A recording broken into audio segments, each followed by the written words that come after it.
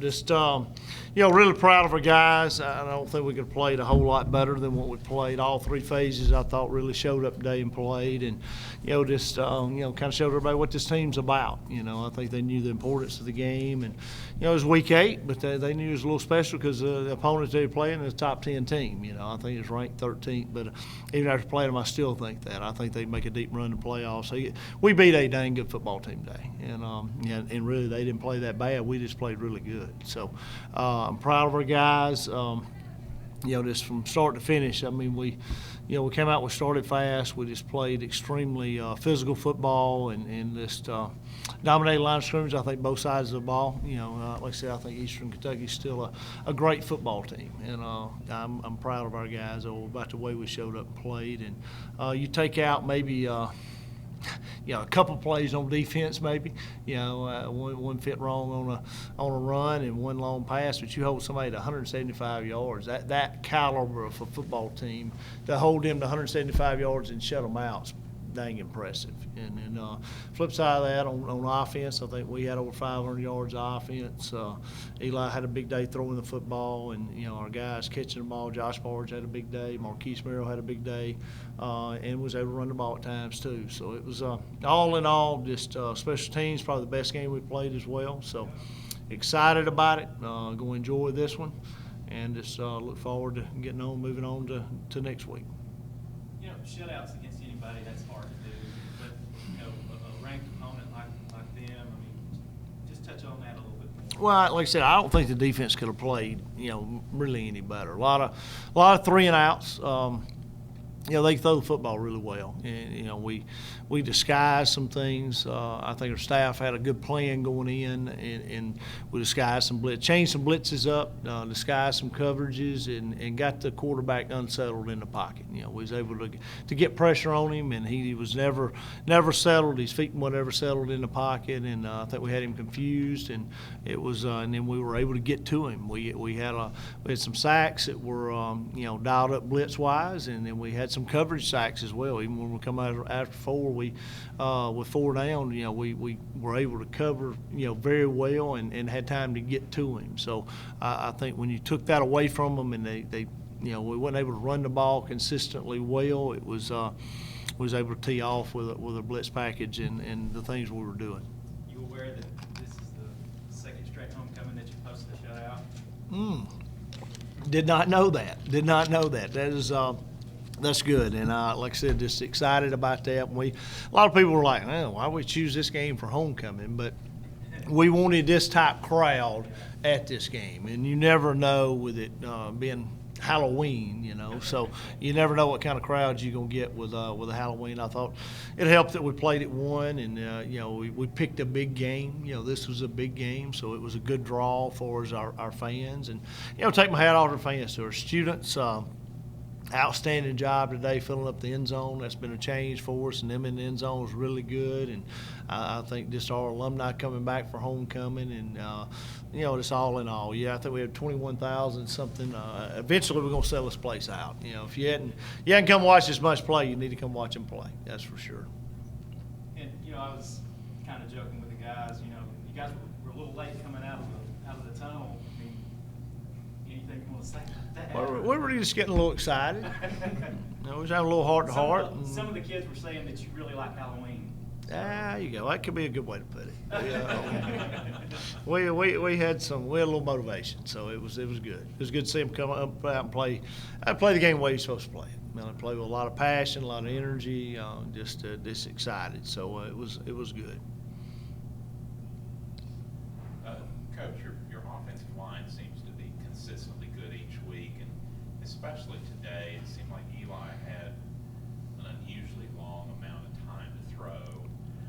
Could you talk about what those guys have to do during the week to study, to get ready, to be able to give that kind of performance. Right. It's and they are doing it. You know, it's an experienced bunch. You know, they know each other inside and out, and they work really well together. And you know, just like defense, you know, offense, it all fits together. It's kind of like if you see a big run, somebody didn't fit the right gap. You know, it's gap control, and offensively same way. If you see something, you know, going on, you know, we didn't get a hat on hat in run protection or pass protection. If you know, something don't happen, and we were a couple plays away, you know, for breaking a couple more runs like we did there at the end of the game. But you know, the offensive line wise did protect extremely well, I thought, and especially, you know, they were a blitz team, you know, 3rd and, you know, 7+, you know, really 6+. They dial it up now. So we did really good in some 3rd down situations to keep drives going and to make a play when we had to make a play. So,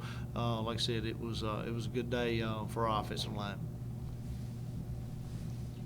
You say about injuries, Josh left the field with like something with his hand, and Bo hobbled off again. Yeah, I was just protecting Josh to go trick or treating tonight. You gotta be able to trick or treat and get in his costume and everything. So, but he'll be fine. He'll be out there against EIU. He'll be ready to go. Now Brummel, I don't know. He's same knee he's had a problem with. I don't know the diagnosis on him yet. Be honest with you, I ain't got the injury reports. I don't know everything going on there, but I don't think Barge has got anything that he won't play with next week. Brummel, don't know, you know. So and we got a couple other ones, you know. We know same thing as Bo's got a little bit of a knee, so we're a little banged up. You know, it's you could use another open week, you know, here sometime, but it don't get no easier. You fix to go play a EIU team that we're going to enjoy this one. I told Paris them on the radio, you know, I said, hey, we're going to enjoy it. I'm going to take my kids trick-or-treating tonight, and then we're going to move on to week 9 because we got a good opponent. You know, we got to go up there. EIU has got a really good football team, and just we've not looked at them a lot on tape because we haven't followed them. But you know, just looking at their scores and just knowing what they do up there. The Illinois State game was a field goal game. Really, they should have won that game, and Illinois State's ranked in the top 5. You know, so you go up there this time of year, they're praying for snow, and the wind's going to be howling about 35 miles an hour. So we'll have a work cut out for us next week, and they'll be sitting there ready, and they're undefeated in the conference as well. So it's going to be a big game. You go from one big one to the next one. So I'm glad the way we're built. We just take it one game at a time. So our guys will come back and they'll enjoy it, and then we'll get ready to go back to work Monday. What about Eli's performance through the air?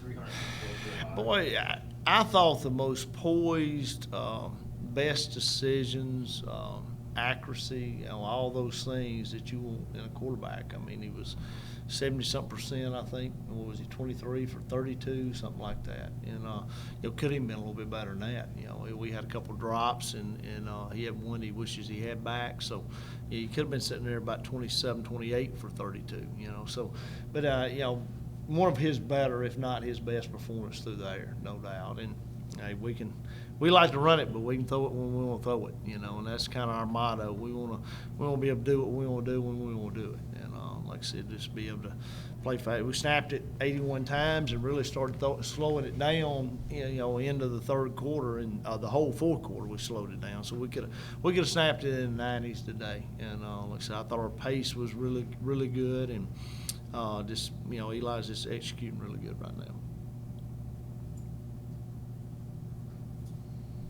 I know it's 34 points, it's only 7, but when Wells had the interception return coming right off of the ball, how much did that have to do with turning this game into what it became? I think it's huge. You know, you always go back to games like these, and they still those 4 or 5 plays that are, you know, pivotal, you know, moments in a game and pivotal plays. You never know when one of those plays are coming, but I did think that was a crucial play because they had made one of those plays. They stripped Eli, and you know, they got the fumble, and then we come back the very next snap, and Dawson's right place, right time, and makes a good catch, and you know, houses it, and it's pretty good. It turned the momentum right back. You know, you felt like it.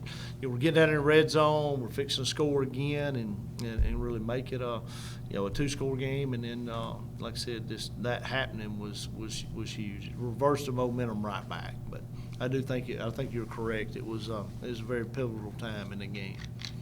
You didn't look bad carrying the ball either. Mm-mm. He played a little fullback, I think, maybe. I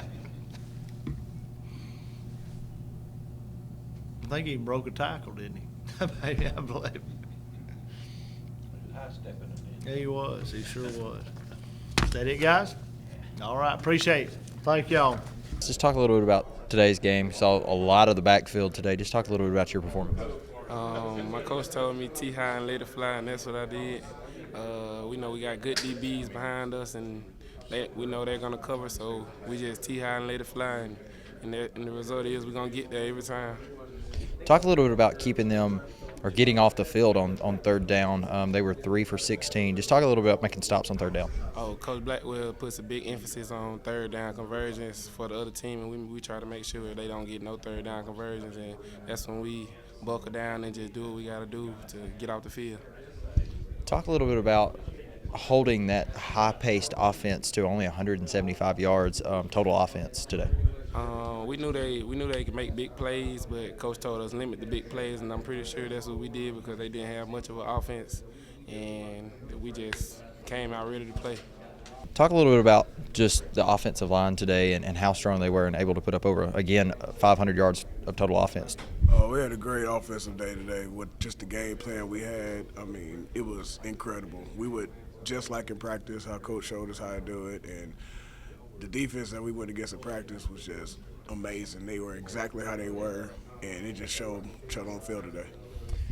Talk a little bit about, the run game kind of struggled a little bit today. They kind of shut that down, but you guys were able to give Eli enough, enough protection not to even be sacked and to kind of be able to throw the ball. Right. People are starting to just put 9 and 10 in the box now, just trying to shut that down. And we'll block the initial, and then there'll be another guy spill in. So we just protect, do what Coach says, and it'll pop eventually, and we just doing what we can do to win. That's all that matters. Let's talk a little bit about today's match. You had a phenomenal day, career best, 324 yards passing. Talk a little bit about today and how you felt. We playing good. We had a good game plan. We practiced well the whole week. We knew it was going to be a tough one. But we expected to win big. My offensive line, they played great. They picked up blitzes when they came. They blocked one-on-one. They did a great job. They allowed me to make plays. Talk a little about Eastern Kentucky's defense. They shut down the run, but you were still able to pass the ball fairly a good bit and actually hit Josh Barge a good bit. Talk a little bit about how you just had to adjust during the game. Yeah, our offense is like 50-50 run, pass. We say if we want to run when we want to, and we want to pass when we want to. But they did a great job at stopping the run today. So we just had to pass the ball. My receivers made great plays. Some of the balls that I threw weren't good balls. They came and got it, and they made plays for me. Coach called plays, and we executed. That's why we won the game. Amazing day for you on defense as well as the whole defensive line. Talk a little bit about today and how the defense kind of stepped up and held a very good offense. Well, all week we had a great week of practice, every day, our greatest week we've had, and Coach Blackwell was emphasizing the whole week that we needed a complete game. Last week we had a great game, but it wasn't complete because they scored. So he emphasized that all week, and that's what we focused on, having that complete game. And we came out and we were focused, and we had a good game. I've got to ask about the pick six. What was kind of going through your mind, especially as you were outrunning their quarterback? Well, their formation allowed me to widen out some, help the safety a little bit underneath, and he wasn't expecting me to be there, and he threw it right to me. But once I had it, I was either going to cut back or burn the quarterback, and that's what I did. Is that kind of special for you to be able to score on defense, especially on your second pick of the year? Well, they were kind of getting momentum back. That was the biggest thing, changing momentum. We took their momentum right out of them right then, so that was the biggest thing.